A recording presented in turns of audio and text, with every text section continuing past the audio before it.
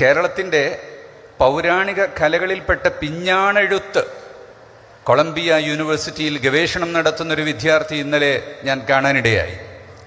അദ്ദേഹം പറയുന്നത് കൊളംബിയ യൂണിവേഴ്സിറ്റിയിൽ ഗവേഷണത്തിൻ്റെ ഒരു സബ്ജക്റ്റ് കേരളത്തിലെ ഈ പൗരാണിക ഫോക്ലോറിൽപ്പെട്ട പിഞ്ഞാണെഴുത്ത് എന്ന് പറയുന്ന കലയിൽ ഉപയോഗിക്കുന്ന മഷി ഏതാണ് എന്നാണ്.